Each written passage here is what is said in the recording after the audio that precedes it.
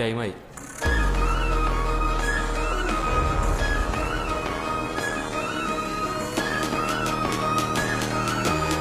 ഒരു താത്ത വന്ന് മുസ്ലിം പെൺകുട്ടികൾ ഹിജാബ് ഇട്ട് ഡാൻസ് കളിക്കുന്ന ഒരു ബോംബിട്ടു.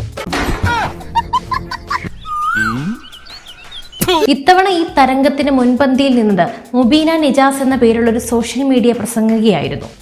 ഒരു കാര്യം ഞാൻ പറഞ്ഞേക്കാം, തലമറന്ന് എന്നെ തേക്കണ്ട. ആരുടെ മുന്നിലിട്ടത്? നമ്മളെ കേരളത്തിലെ പെൺകുട്ടികളെടുത്ത് ഓരതങ്ങോട്ട് എടുത്ത് തിരിച്ച് താത്താന്റെ അണ്ണാക്കിൽ തന്നെ അങ്ങോട്ട് ഇട്ട്. അപ്പൊ ദാ അടക്കണ മുറ്റ ഒരു സാധനം കൊണ്ടുവന്നിട്ടുണ്ട്, ഇറക്കട്ടാ വർക്കിച്ച ആ സാധനം ഇറക്കി.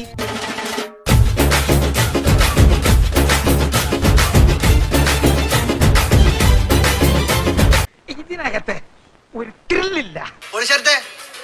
ട്രാക്ക് മാറ്റി മുബിയുടെ പാരഡൈസ് എന്ന ഹൂറി അറിയാതെ സമ്മതിച്ചു. മാദത്തിൽ ഹിജാബ് മത ചിഹ്നമാണ്.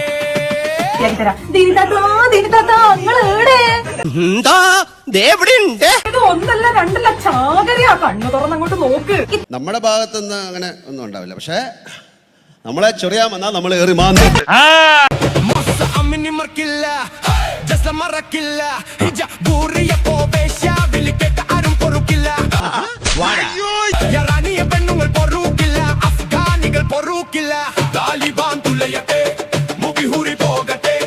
ഈ പാട്ട് നിങ്ങൾ കട്ട് ചെയ്ത് പ്രചരിപ്പിക്കുക. ഇനി നിനക്ക് എന്തൊക്കെ സന്നാഹങ്ങൾ കാണണോടാ? ദാ കാണാ.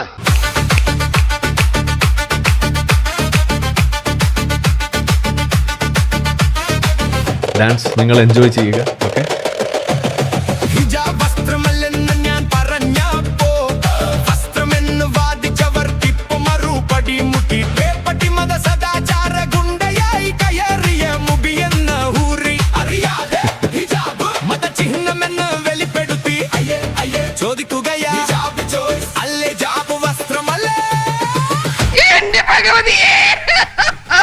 കോളേജ് പിള്ളേരൊക്കെ കാണിക്കുന്ന കാണുമ്പോ വല്ലാത്തൊരു സങ്കടമുണ്ട്.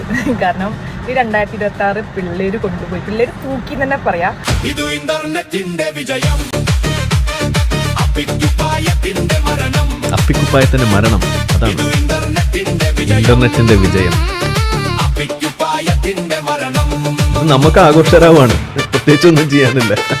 ഇവര് തന്നെ അപ്പിക്കുപ്പായത്തിനെ കൊന്നു, നമ്മൾ എന്ത് ചെയ്യും?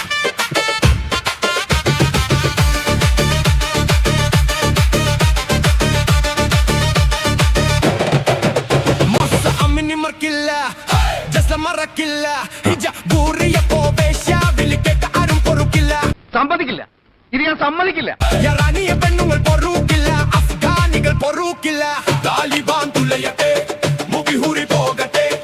ഈ പാട്ട് നിങ്ങൾ കട്ട് ചെയ്ത് പ്രചരിപ്പിക്കുക. ഹിജാബ് ഇട്ട് ഡാൻസ് കളിക്കുന്നതല്ലേ പറഞ്ഞത്? അപ്പൊ ഹിജാബിന് വേണ്ടി ഒരു പാട്ട് തന്നെ നമ്മൾ ഇറക്കിയിരിക്കുകയാണ്. അകമ്പടിയായിട്ട് നമ്മുടെ മുബി ഹൂറി താത്താടെ ഡാൻസ്.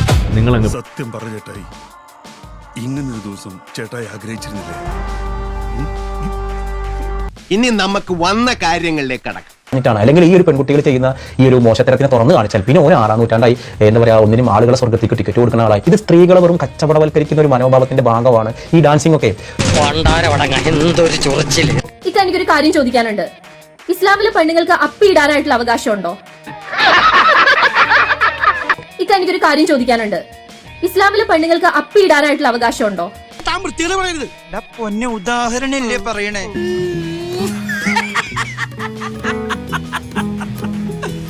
ഉണ്ടോ? അല്ലെങ്കിൽ ഈ അപ്പി ഇടാൻ മുട്ടുമ്പോൾ ആരെങ്കിലും അനുവാദത്തിന് കാത്തു നിൽക്കണോ? അവർ അനുവാദം തന്നാൽ മാത്രമേ അപ്പി ഇടാൻ പോകാൻ പറ്റത്തുള്ളൂ. നിന്റെയൊക്കെ സർവീസ് നിഘണ്ടുവിലെ തലയിൽ കിരീടമുള്ളവന്മാർക്ക് അവന്റെയൊക്കെ തന്ത ഉണ്ടാക്കിയ നിയമം അല്ലേ?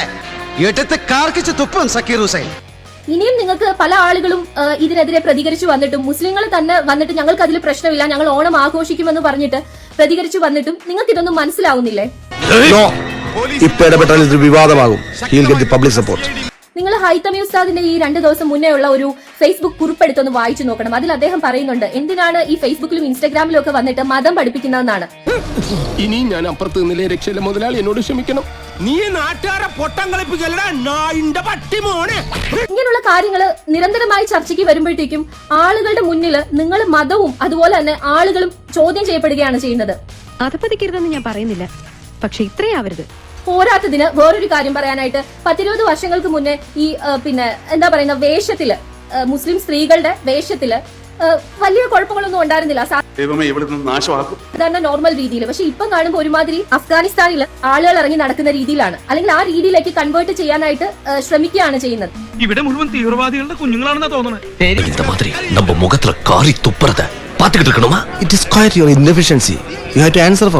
അതുകൊണ്ട് കേട്ടോണ്ടിരിക്കുന്നത് നല്ലത്. അപ്പൊ ആ രീതിയിലേക്ക് സ്ത്രീകൾ വരെ മാറുമ്പോൾ തീർച്ചയായിട്ടും അന്യമതത്തിലുള്ള ആളുകൾ, ക്രിസ്ത്യാനികൾക്കായിക്കോട്ടെ, ഹിന്ദുക്കൾക്കായിക്കോട്ടെ, അല്ലെങ്കിൽ ഇനി മതമില്ലാത്തവർക്കായിക്കോട്ടെ, അവരിൽ ഒരു ഭയം നിങ്ങൾ അറിഞ്ഞോ അറിയാതെയോ സൃഷ്ടിക്കുകയാണ് ചെയ്യുന്നത്.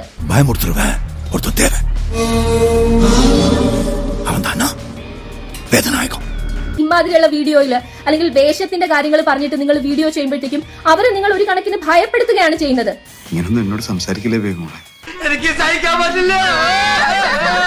അപ്പൊ അവരും എന്താ പറയുന്ന തീവ്രമായിട്ട് ചിന്തിക്കാൻ തുടങ്ങും.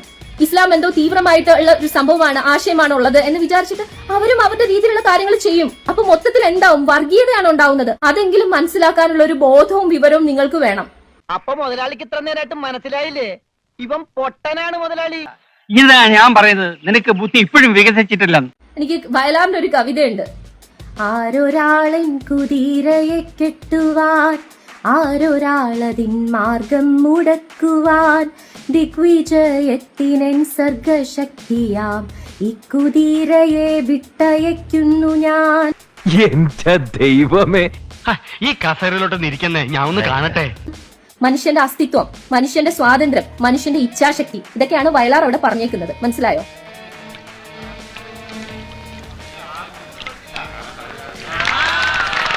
അപ്പൊ ഇനി നാളെ വന്നിട്ട് പറയുന്നത്, മക്കളെ മനുഷ്യന്റെ സ്വാതന്ത്ര്യത്തിനെ കുറിച്ച് വയലാർ അവിടെ ഒരു കവിത എഴുതിയിരിക്കുന്നു, അശ്വമേധം എഴുതിയിരിക്കുന്നു. ഇനിമേൽ അശ്വമേധം വായിക്കുന്നതും അതിലെ കാര്യങ്ങൾ മനസ്സിലാക്കുന്നതും ഹറാമാണ്.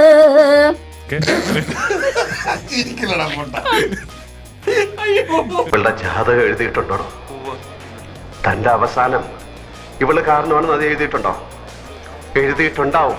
ഇടയ്ക്കൊക്കെ ഈ ഖുറാനും ഹദീസും മാത്രമല്ല നോക്കേണ്ടത്, ഇതുപോലുള്ള കുറെ വായിക്കാനുള്ള ഒരുപാട് നല്ല പുസ്തകങ്ങളുണ്ട്. അതൊക്കെ ഒന്ന് വായിച്ചു നോക്കുമ്പോൾ മനുഷ്യന്മാരാരാണ്, മതം എന്താണ് ശരിക്കും മതം എന്നതുകൊണ്ട് ഉദ്ദേശിക്കുന്നതെന്നൊക്കെ മനസ്സിലാവും കേട്ടോ. എന്റെ പൊന്നു മക്കളെ, മുസ്ലിമീങ്ങളാകുന്ന ചെറുപ്പക്കാരോട് പറയുകയാ, നമ്മുടെ സ്കൂളുകളില്, നമ്മുടെ കോളേജുകളില്, നമ്മുടെ നാടുകളില് ആഘോഷം നടക്കുമ്പോ അതിന് പങ്കിടാൻ പാടില്ല. ചേടാ, ഇത് വലിയ പുലിവാലായല്ലോ.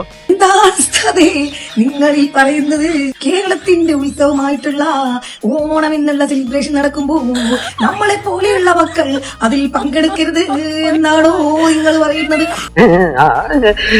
ദുഷിപ്പ് നിറഞ്ഞ മനസ്സാണല്ലോ നിങ്ങളുടെ തലയിൽ കെട്ടിവെച്ചിരിക്കുന്നത് എന്നാലോചിക്കുമ്പോ സങ്കടം വരുന്നുണ്ട് ഉസ്താദേ എനിക്ക്. നിങ്ങളൊരു പ്രായത്തിന് മൂത്തവരായതുകൊണ്ട് മാത്രം ഞാനിപ്പോ നിങ്ങളുടെ വാപ്പാക്ക് വിളിക്കുന്നില്ല.